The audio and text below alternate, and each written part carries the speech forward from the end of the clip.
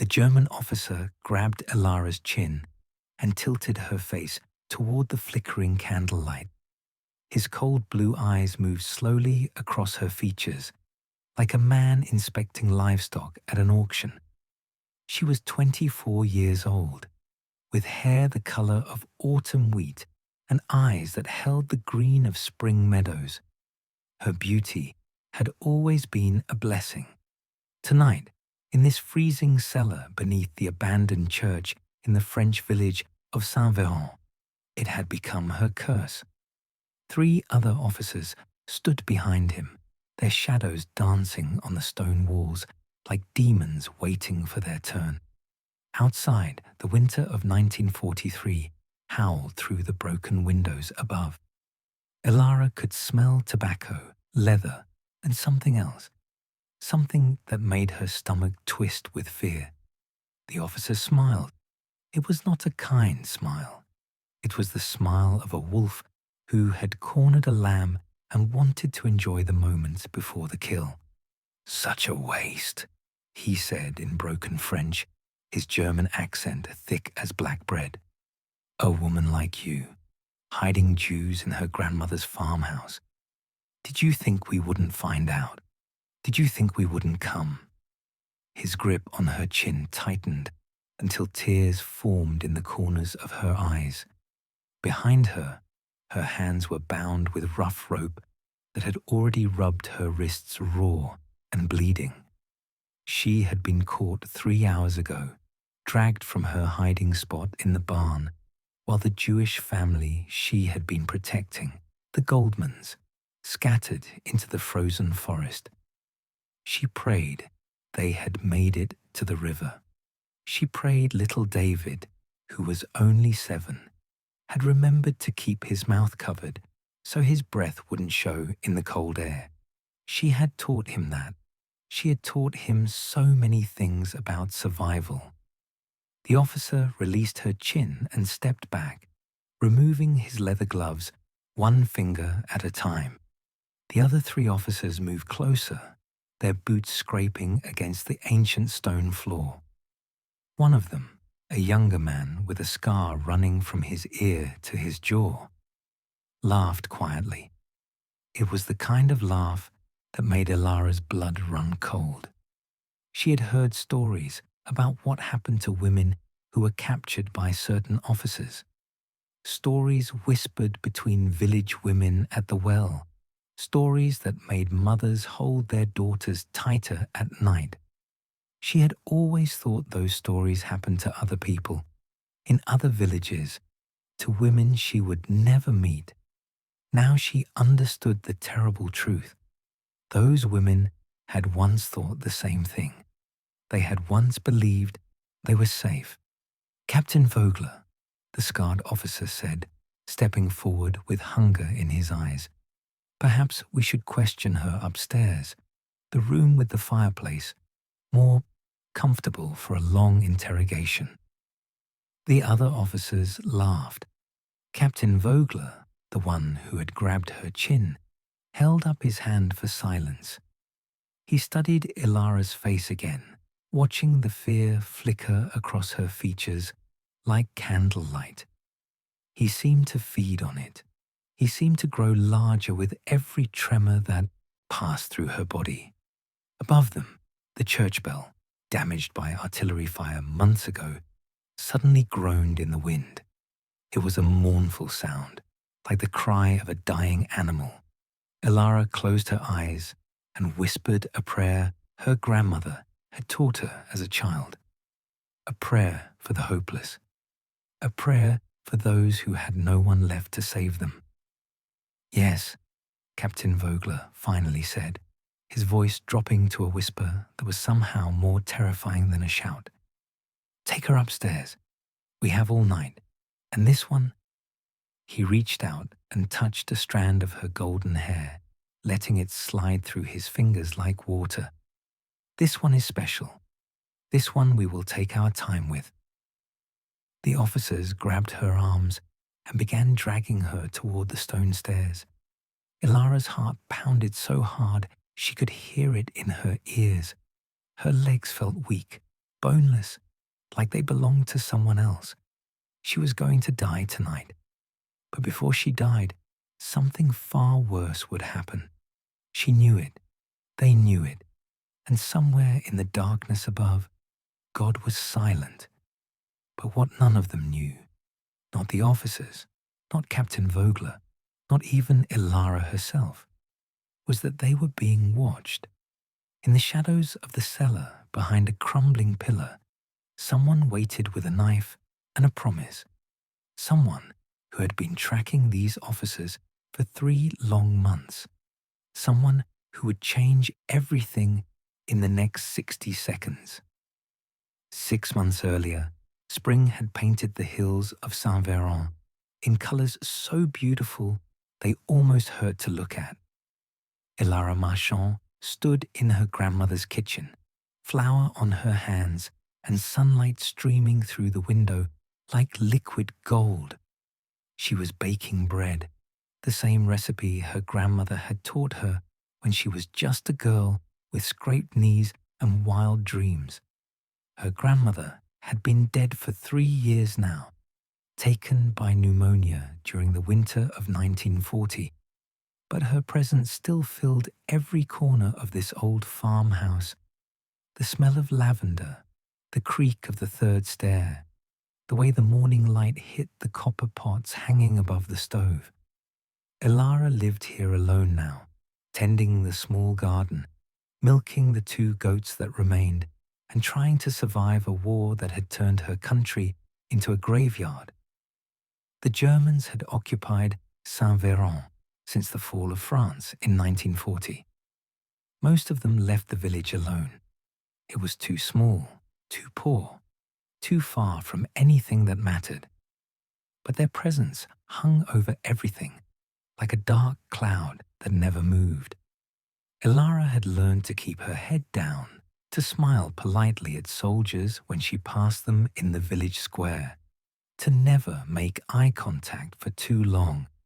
Her beauty had always attracted attention, even before the war. Her mother, God rest her soul, used to say that Elara had been kissed by angels. But her grandmother, wiser and harder, had warned her that beauty in wartime was like carrying a torch through a room filled with gunpowder. It drew every eye, and some of those eyes belonged to wolves. That morning, as she shaped the bread dough with her practiced hands, a knock came at the back door. 3 quick raps, then 2 slow ones. Elara's hands froze. That was the resistance signal, a code passed between trusted members of the underground network that fought the Germans in secret. She wiped her hands on her apron and moved quickly to the door, her heart beating faster. When she opened it, she found Father Augustin standing there, his priest's collar bright against his black cassock. But he was not alone. Behind him stood a family, a man, a woman, and a small boy with dark curly hair and eyes that held fear so deep it looked like it had been there forever. They were thin, their clothes were worn, and on the man's coat, barely visible where it had been hastily removed, was the outline of a yellow star. "They need shelter," Father Augustin whispered, his old eyes pleading. "The Goldmans, Abraham, Ruth, and little David. The Germans are rounding up Jews in Lyon. They escaped, but they won't survive another day on the road. I know I'm asking the impossible, Elara. I know the risk. But you're the only one with a farmhouse far enough from the village. You're the only one I trust." Elara looked at the family.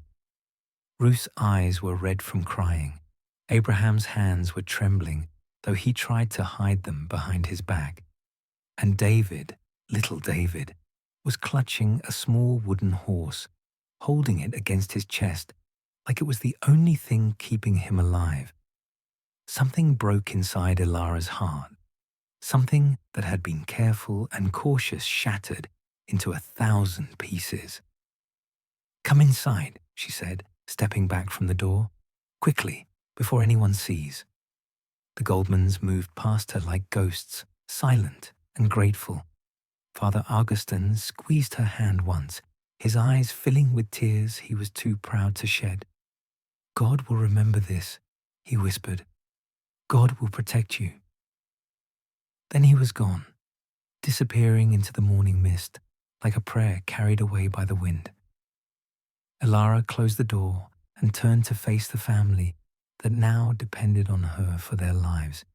Ruth had fallen to her knees on the kitchen floor, weeping silently. Abraham stood frozen, unable to believe they had found shelter. And David, little David, looked up at Elara with those ancient, wounded eyes and whispered 2 words that would echo in her memory for the rest of her life. "Thank you."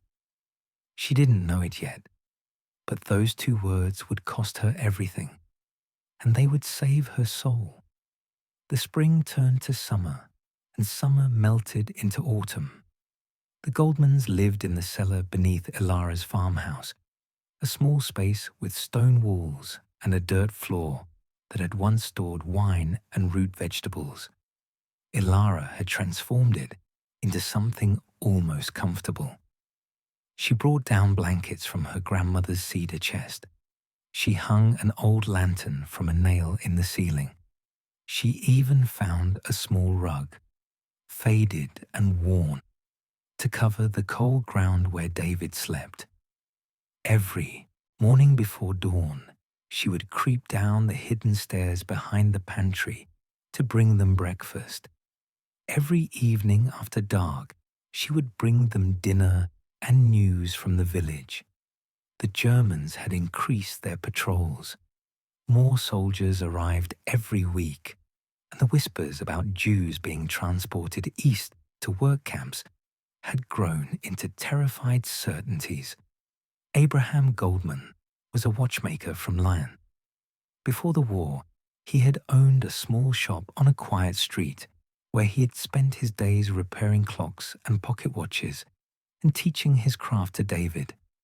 His hands, which had once performed surgery on the tiniest gears, now shook constantly from fear and hunger.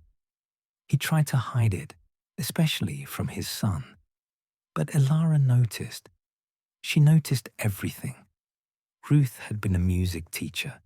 She had taught piano to children in their apartment building, filling the halls with Beethoven and Mozart and Chopin. Now she hummed those same melodies softly in the darkness, her voice barely above a whisper, trying to give David something beautiful to hold on to in this nightmare. Sometimes, late at night, Elara would sit at the top of the cellar stairs and listen. The music made her cry, but it was the good kind of crying, the kind that reminded her she was still human. David became Elara's shadow whenever she visited. He followed her with his eyes, asked her endless questions, and slowly, so slowly, began to trust her. She taught him to read French, using her grandmother's old books. She taught him to count using dried beans from the pantry. She taught him the names of every flower in her garden, every bird that sang in the morning, every star that appeared in the clear country sky. He called her Mademoiselle Elara at first, formal and polite. But as the weeks passed, he began calling her simply Elara. And then, one evening in late October, as she was tucking him into his small bed in the corner of the cellar, he whispered something that broke her heart wide open. "I wish you were my sister," he said. "I wish you could come with us when the war is over." But the war was getting closer, not farther away. In November, word reached the village that the Germans had expanded their search for hidden Jews. Soldiers were going farm to farm in the surrounding regions, tearing apart houses, burning barns, and shooting anyone who was caught helping enemies of the Reich. Father Augustin came to warn Elara one night, his face pale with fear. "They're coming this way," he said. "Maybe next week, maybe sooner. You need to move them." But there was nowhere to move them to. The escape routes to Switzerland had been discovered and closed. The safe houses in Lyon had been raided. The Goldmans were trapped, and so was Elara. She lay awake that night, staring at the ceiling of her grandmother's bedroom, and made a decision. She would not give them up. She would die before she let anyone touch that little boy. She didn't know it yet, but death was already on its way. The first snow fell on December 3rd, 1943. Elara woke to a wide world, beautiful and terrifying. Snow meant footprints. Snow meant tracks leading from the house to the cellar entrance. Snow meant that every trip to bring food would leave evidence that could not be hidden. She spent hours that day covering their trail, brushing away marks with a broom, creating false paths that led nowhere. By evening, her hands were numb and her face was raw from the cold. But she had done it. The snow looked untouched. The secret was safe for one more day. She went to bed exhausted, dreaming of spring, dreaming of liberation, dreaming of a day when David could run through the fields without fear. She didn't hear the boots approaching in the darkness. She didn't see the flashlights sweeping across the barn. She didn't know that someone in the village, someone she had trusted, had whispered her secret to the wrong person. By midnight, the Germans would be at her door, and nothing would ever be the same again. The pounding on the door came at 1 in the morning. Elara woke instantly, her heart already racing before her eyes were fully open. She knew that sound.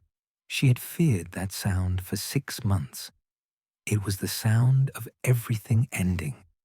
She threw off her blankets and ran barefoot down the stairs, her mind spinning through 100 desperate plans. She reached the kitchen just as the door splintered open and 4 German soldiers poured inside, their rifles raised, their flashlights cutting through the darkness like surgical knives. Captain Vogler stepped in behind them, his boots crushing the broken wood beneath his feet. He was tall, blond, and handsome in a cold, reptilian way. His eyes found Elara immediately, and something flickered across his face: appreciation, hunger, anticipation. She pulled her nightgown tighter around her body, suddenly aware of how thin the fabric was, how vulnerable she looked. "Elara Marchand," he said in his accented French, "we have received information that you are harboring enemies of the Reich. You will tell us where they are, or we will tear this farmhouse apart until we find them ourselves." Elara's mouth went dry. Her legs trembled. But somewhere deep inside her, in a place she didn't know existed, a core of iron held firm. "I don't know what you're talking about," she said, her voice steady despite her terror. "I live alone. I have nothing to hide." Captain Vogler smiled. It was not a kind smile. He nodded to his soldiers, and they began their search, overturning furniture, smashing her grandmother's pottery, ripping paintings from the walls. One of them climbed the stairs to the bedroom, another went to the barn, and 2 others moved toward the pantry, toward the hidden door, toward the Goldmans. Elara's blood turned to ice. She had to do something. She had to stop them. Without thinking, she grabbed a heavy iron pan from the stove and swung it at the nearest soldier's head. The impact made a sound like a church bell, and the man crumpled to the floor. For one wild second, chaos erupted. Elara ran for the back door, screaming at the top of her lungs, "Run! Abraham! Run!" Hoping the Goldmans would hear, hoping they would escape through the emergency tunnel that led to the forest. She made it 3 steps before Captain Vogler caught her. His hand closed around her arm like a vice, spinning her around, throwing her against the wall so hard that stars exploded across her vision. She slid to the floor, gasping for breath, tasting blood where she had bitten her tongue. That, Captain Vogler said softly, kneeling beside her, was very stupid. His hand reached out and touched her face, wiping a drop of blood from her lip. His fingers were cold. His eyes were colder.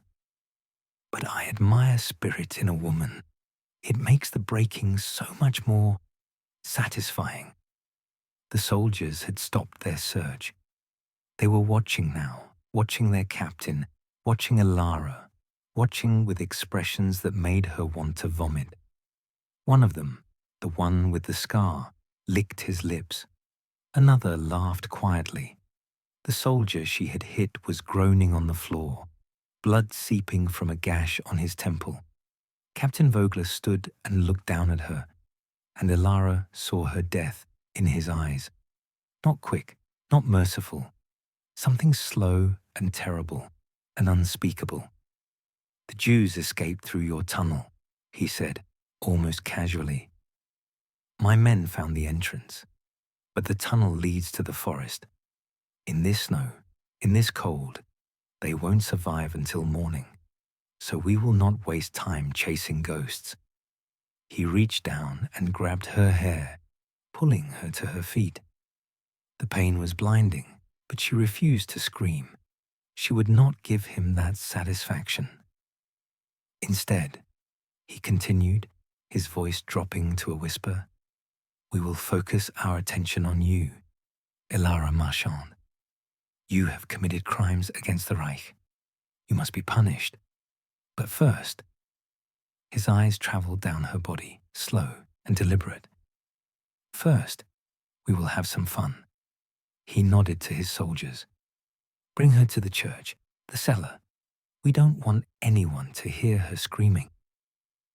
They dragged her into the night, and the cold bit into her skin like 1,000 tiny knives. As they marched her through the snow toward the abandoned church on the hill, Elara looked up at the stars and whispered goodbye to everything she had ever loved.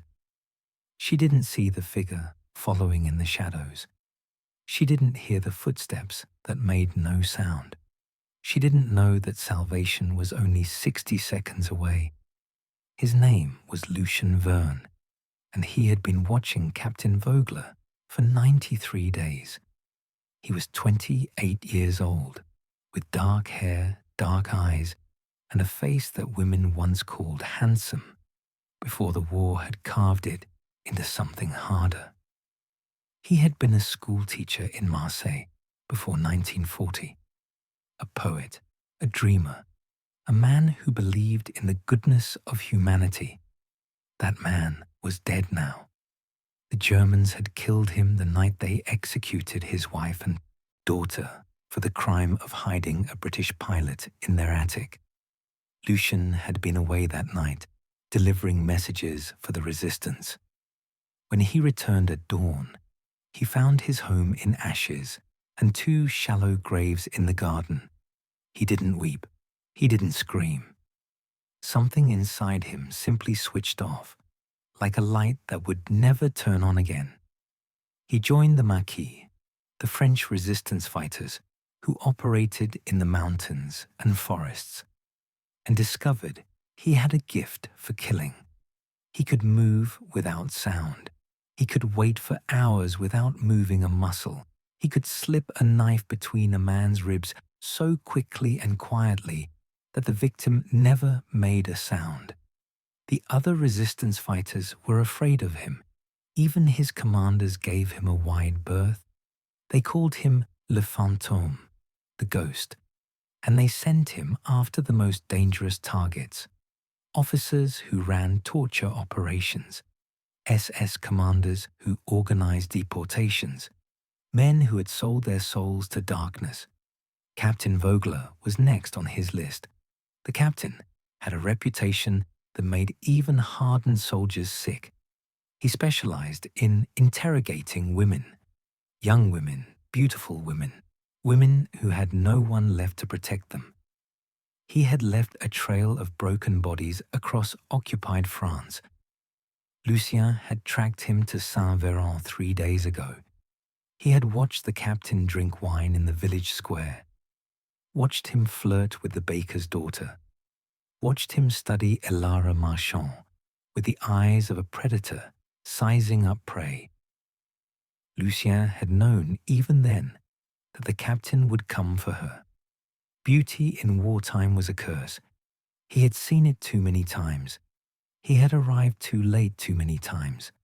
But not tonight. Tonight, he had followed the soldiers from the farmhouse. Tonight, he had slipped into the church through a broken window.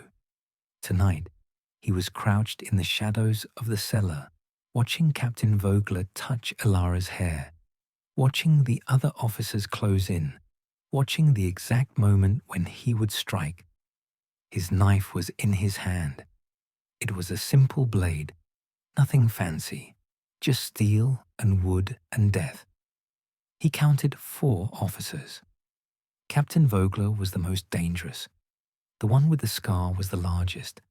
The other 2 were younger, less experienced, probably conscripts who had never faced real combat.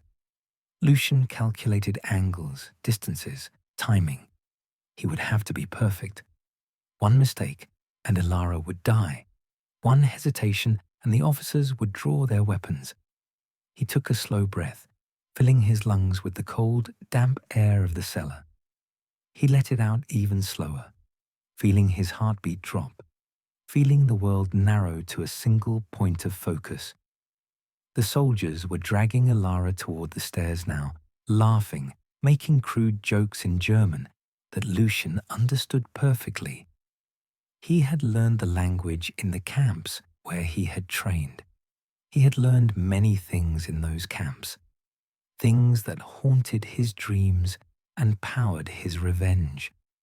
Captain Vogler stopped at the base of the stairs and turned back to look at Elara one more time. He said something to his men that made them laugh harder. He reached out and touched her face again, his thumb tracing her cheekbone with obscene gentleness. "Such a shame," he whispered. "When we're finished, there won't be much beauty left." Lucien moved. He came out of the shadows like death itself, silent and inevitable. His knife found the first soldier's throat before anyone even knew he was there. Blood sprayed across the stone wall in an arc of crimson. The second soldier turned, his mouth opening to shout, but Lucien's blade was already slicing through his windpipe. 2 down in 2 seconds. The one with the scar lunged at him with a roar, but Lucien ducked under his arms and drove the knife up into his heart. 3 down in 4 seconds. Captain Vogler fumbled for his pistol, his face white with shock. Lucien threw the knife. It spun through the candle-lit air and buried itself in the captain's gun hand. The pistol clattered to the floor. Vogler screamed, a high, thin sound like a rabbit in a trap. Elara fell to her knees, her bound hands pressed against her mouth, her eyes wide with disbelief. In the span of 5 heartbeats, her executioners had become corpses, and standing over them, blood dripping from his hands, was a ghost. For a long moment, no one moved. Captain Vogler was on his knees, clutching his wounded hand, whimpering like a beaten dog. The 3 dead soldiers lay in spreading pools of blood that reflected the candlelight like dark mirrors, and Elara knelt in the center of it all, trembling so violently that her teeth chattered. The man who had saved her, le Fantôme, though she didn't know his name yet, wiped his knife on a dead soldier's uniform and slid it back into the sheath at his belt. His movements were calm, almost peaceful, as if he had just finished weeding a garden instead of killing 3 men in less time than it took to draw a breath. He crossed to Elara and knelt beside her, his dark eyes searching her face. "Are you hurt?" he asked. His voice was soft, gentle, startlingly at odds with the violence she had just witnessed. She couldn't speak. Her mouth opened and closed, but no words came out. The man, Lucien, seemed to understand. He pulled a small knife from his boot and cut the ropes binding her wrists. The relief was immediate and overwhelming. She rubbed her raw, bleeding skin and felt tears streaming down her face. She wasn't crying from pain. She was crying because she was alive. 5 minutes ago, she had been certain she was going to die in the most horrible way imaginable. Now she was free, and her tormentors were dead, and there was a stranger kneeling beside her with blood on his hands and kindness in his eyes. The world had stopped making sense, but somehow that was okay. Somehow, in this moment, nothing needed to make sense except breathing. "The Goldmans," she finally managed to whisper.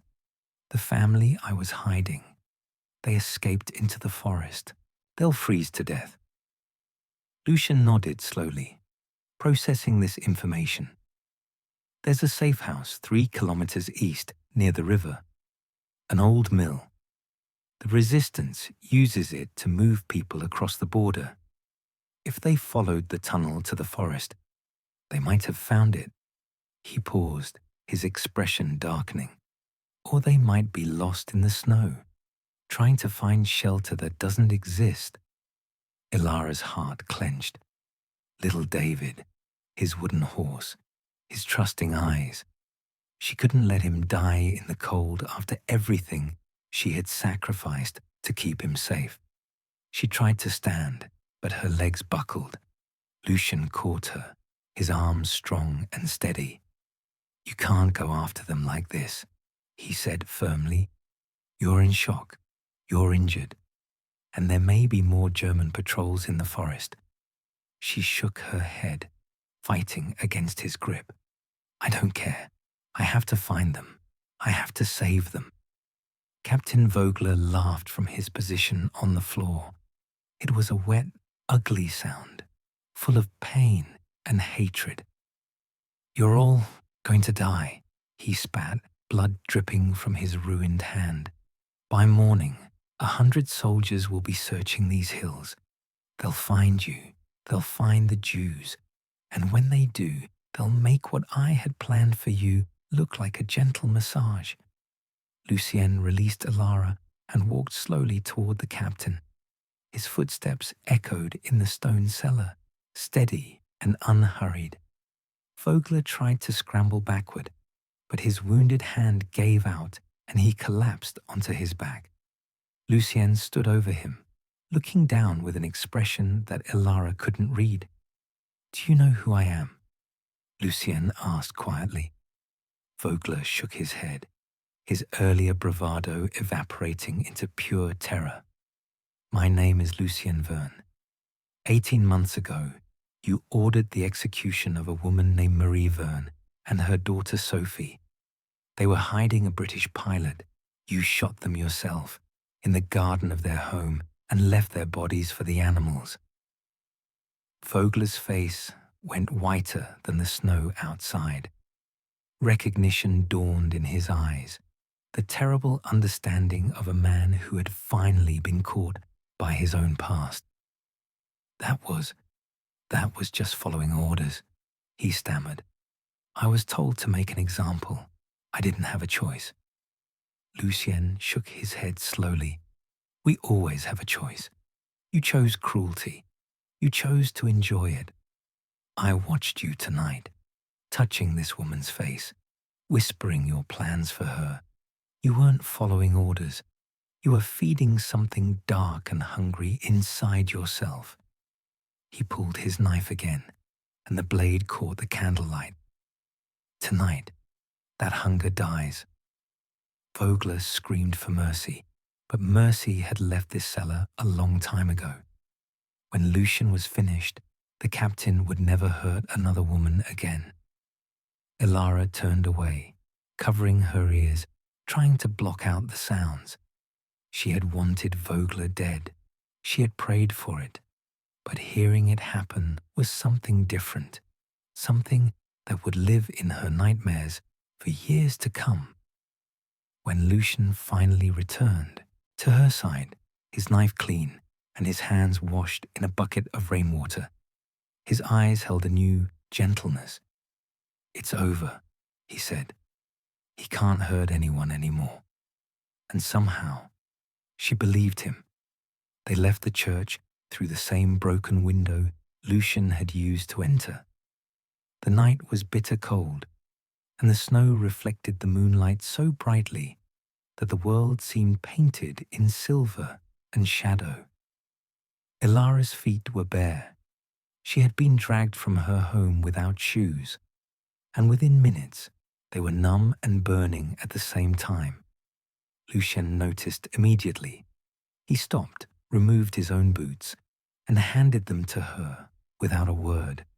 When she protested, he silenced her with a look. "I've trained for this," he said simply.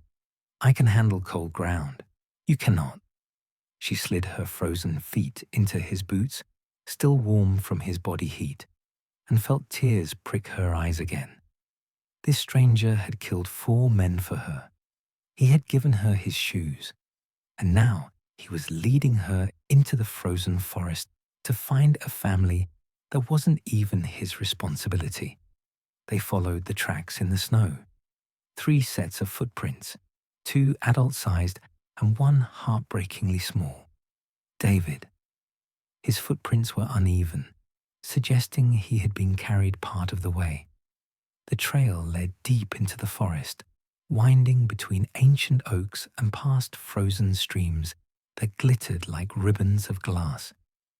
Lucien moved with the quiet confidence of a man who knew these woods intimately. He had spent months hiding in forests like this, sleeping in hollow logs, hunting rabbits with nothing but a knife and patience. The cold was just another enemy, and he had learned long ago how to defeat enemies without letting them see him coming. But Elara was struggling. Her nightgown was too thin. Her shock was wearing off, leaving exhaustion in its wake. Every step was a battle against the weight of her own body. "Tell me about them," Lucien said softly, his eyes still scanning the trees for movement. "The Goldmans. Tell me who we're saving." Elara understood what he was doing, giving her something to focus on, something to push against the cold that was trying to steal her consciousness. "Abraham was a watchmaker," she said, her voice shaking. "He could take a broken clock and make it sing again. Ruth played piano. She taught children. And David," her voice cracked. "David is 7 years old. He carries a little wooden horse everywhere. He calls me just Elara now, like I'm his sister." Lucien was quiet for a moment. Then, so softly she almost missed it, he said, "Sophie was 7 when she died. My daughter. She had a doll made of rags and button eyes. She called it Marguerite." The words hung in the frozen air between them, heavy with grief that had no beginning and no end. Elara reached out and touched his arm, just briefly, just enough to let him know she understood. He didn't pull away. For the first time in 18 months, he let someone touch him, without flinching. They walked on in silence, but something had shifted between them. A recognition of shared loss, shared purpose, shared humanity in a world that had forgotten what humanity meant. The forest grew denser, the moonlight filtering through the branches in broken patterns. Somewhere in the distance, an owl called out, a lonely sound that echoed through the trees. And then, suddenly, Lucien stopped. He held up his hand, signaling for Elara to freeze. His eyes narrowed, his head tilting slightly as he listened to something she couldn't hear. Voices, he whispered. Ahead, maybe 200 meters. He pulled her behind a thick oak, pressing them both into the shadows. Stay here. Don't move. Don't make a sound. Before she could respond, he melted into the darkness, disappearing so completely that she would have believed she'd imagined him if not for the warmth of his boots on her feet. She waited, her heart pounding, her breath coming in shallow gasps that created small clouds of mist in the frozen air. Minutes passed. They felt like hours. And then she heard it, the sound of German voices, harsh and angry, followed by a child's scream that tore through the night like a knife.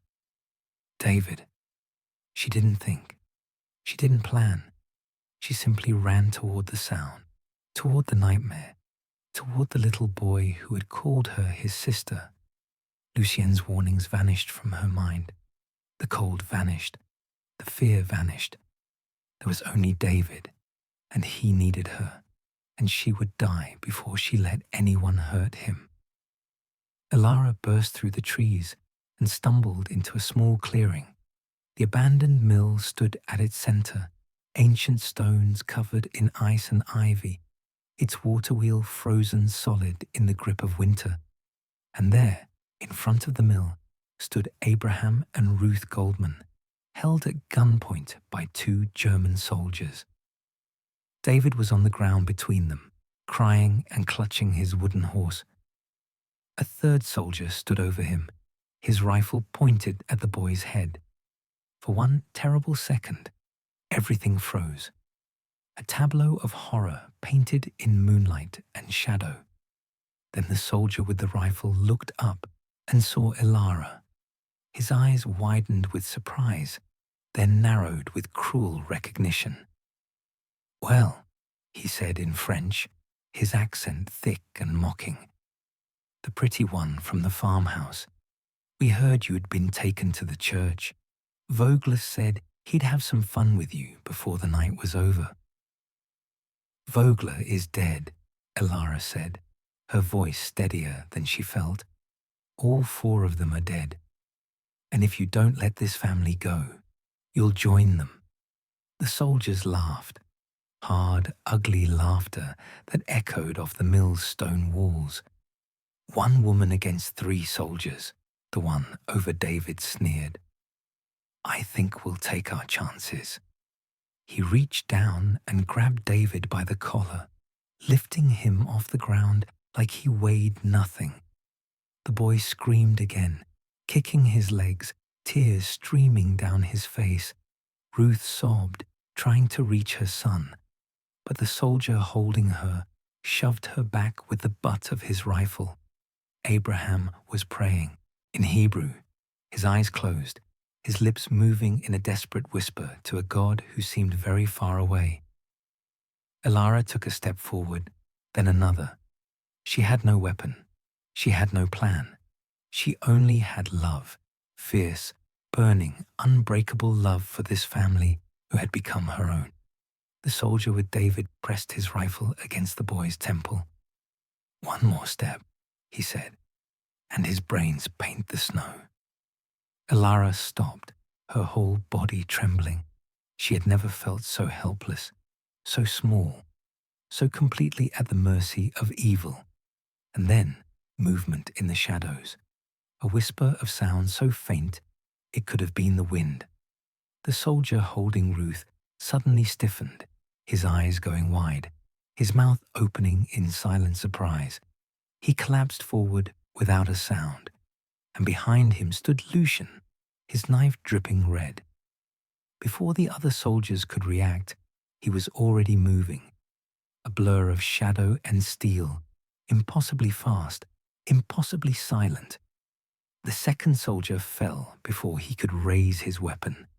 And then there was only the soldier with David, his rifle still pressed against the boy's head, his hands shaking with fear and rage.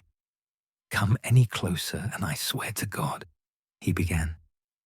God isn't here, Lucian said, stepping into the moonlight. But I am, and I don't miss.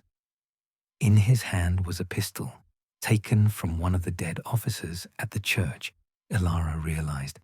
It was aimed directly at the soldier's forehead. If you pull that trigger, you die, Lucian continued, his voice calm as still water. If you hurt that boy, you die. The only way you live is if you let him go and run. Run fast and far and never come back. That's the only deal I'm offering. The soldier's hand shook harder. His eyes darted between Lucien and the forest behind him, calculating distances, weighing odds. Sweat dripped down his face despite the freezing cold.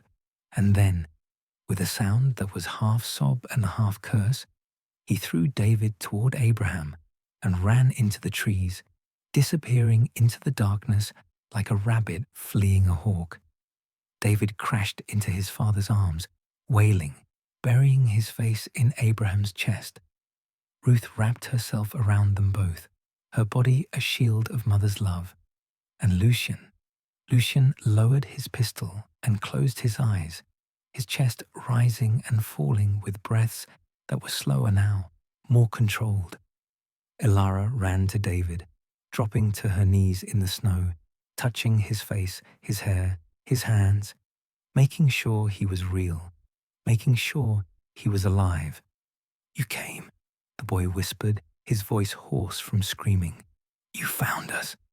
She held him tight, feeling his small heart beating against her chest. I will always find you, she said. Always. Above them, the moon broke through the clouds and bathed the clearing in silver light. For the first time in 6 months, Elara felt something she had almost forgotten existed. Hope. There was no time to rest. Lucian gathered them quickly, his eyes constantly scanning the forest for movement. More soldiers will come, he said, when they find the bodies at the church. And they will find them. They'll comb these woods with everything they have. We need to reach the border before dawn. The Goldmans could barely walk. Ruth's feet were bleeding through her thin shoes. Abraham's hands hadn't stopped shaking since the mill. And David, little David, had gone silent, clutching his wooden horse with a grip that had turned his knuckles white. Elara took the boy's hand and squeezed it gently. We're going somewhere safe, she promised. Somewhere where no one can hurt you ever again. He looked up at her with those ancient, wounded eyes. Promise, he whispered.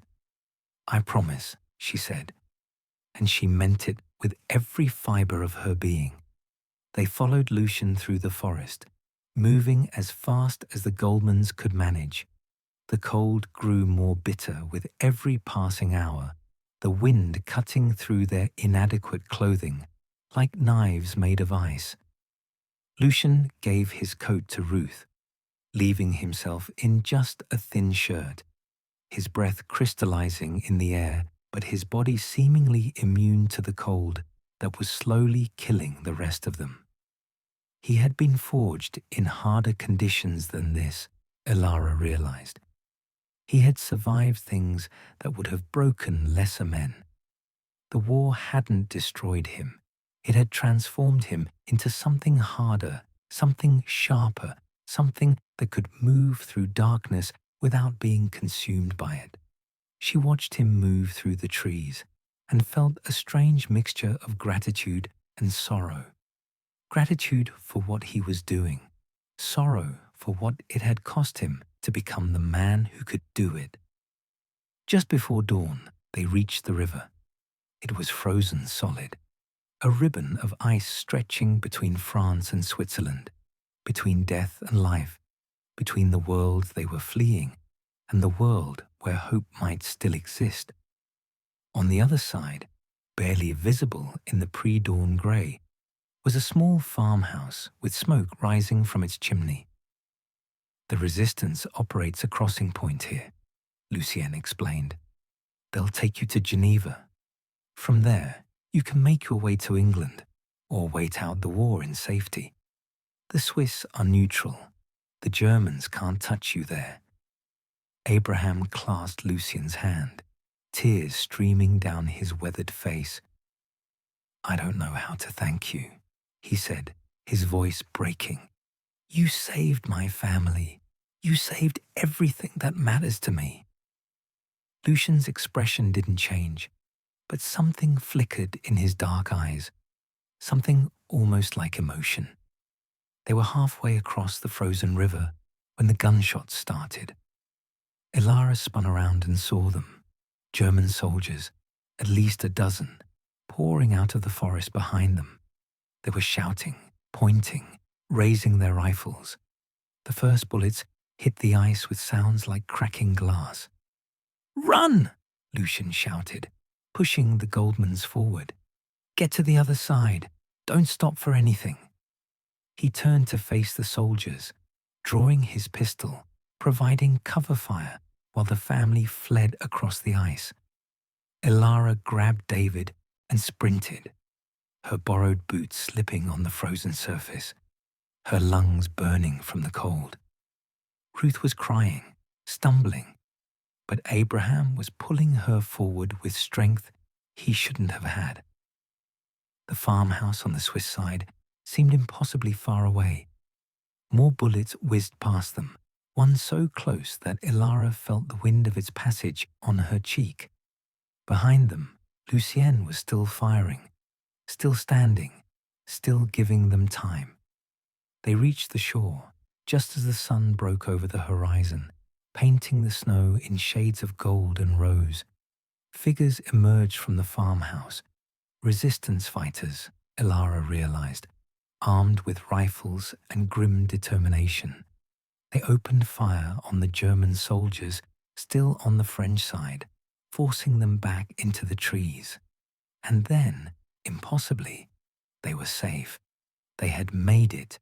They were in Switzerland, on neutral ground, beyond the reach of the monsters who had tried to destroy them. Elara fell to her knees in the snow, gasping for breath, tears freezing on her cheeks. David was beside her, still clutching his wooden horse, alive and whole and free. Ruth and Abraham held each other, sobbing with relief. But Lucien was still on the ice. Elara turned and saw him, halfway across the river, blood blooming red against the white of his shirt. He had been hit. He was still firing at the Germans, still fighting, still giving them precious seconds. And then, with a grace that seemed almost supernatural, he lowered his pistol and walked toward them. Not running, not hurrying, just walking, steady and calm, as bullets struck the ice all around him. He reached the Swiss shore and collapsed into Elara's arms, his weight nearly taking her down. "Mission complete," he whispered, and closed his eyes. The bullet had passed through Lucien's side, missing his vital organs by less than an inch. The resistance doctors said it was a miracle, the kind of wound that should have killed him, but somehow didn't. He spent 3 weeks recovering in the farmhouse, fading in and out of consciousness, fighting a fever that threatened to claim what the bullet had missed. Elara never left his side. She changed his bandages, spooned broth between his cracked lips, and talked to him through the long nights when the fever made him cry out for Marie and Sophie. She told him about her grandmother's farmhouse, about the bread she used to bake, about the way the morning light looked streaming through the kitchen window. She told him about hope and healing and the possibility that even broken things could become beautiful again. The Goldmans stayed as well, waiting for transport to England, where Ruth had distant family. Abraham spent his days teaching David to read French from books the resistance fighters had salvaged. Ruth hummed her melodies in the small kitchen, her voice growing stronger every day. And David had started smiling again. Not often, not easily, but sometimes, when he was playing in the snow or listening to Elara tell stories, his face would light up with the innocent joy that the war had tried so hard to steal from him. One evening, as the sun set behind the mountains in a blaze of orange and purple, he climbed into Elara's lap and wrapped his arms around her neck. "Thank you for saving us," he whispered. "Thank you for being brave."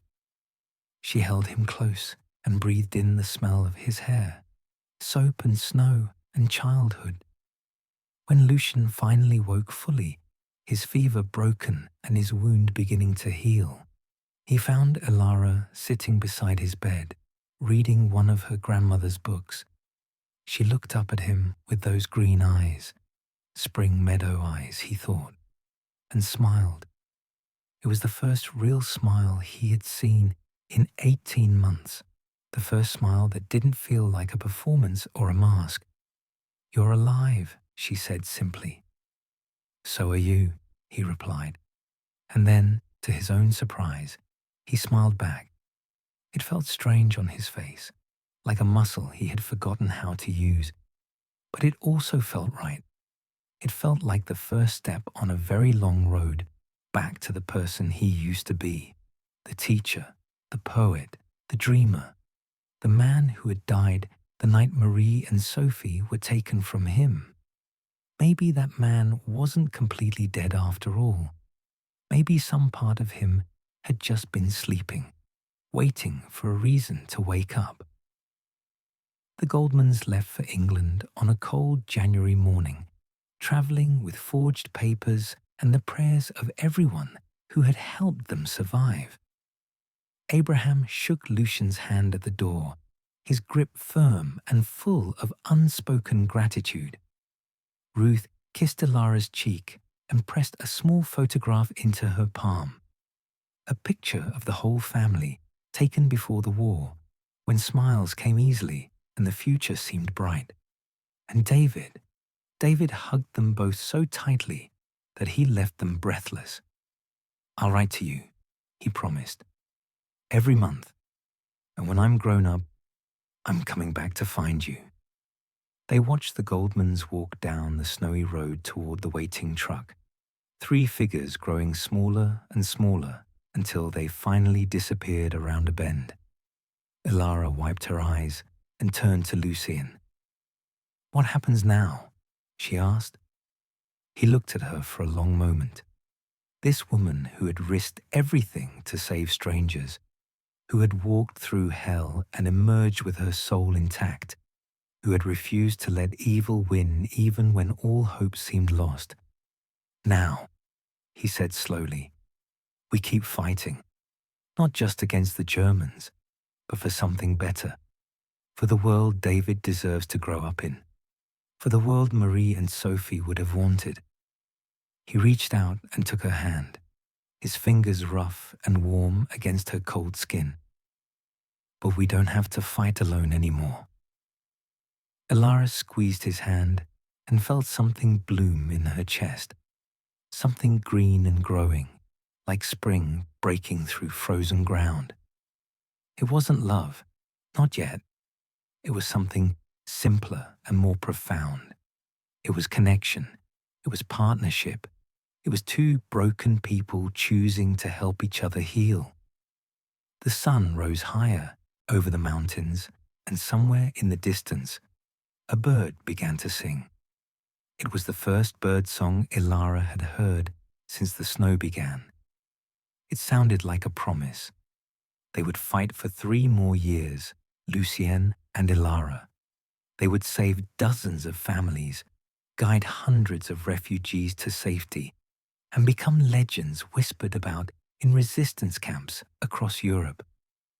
When Paris was finally liberated in 1944, they danced in the streets with tears streaming down their faces, holding each other like they would never let go.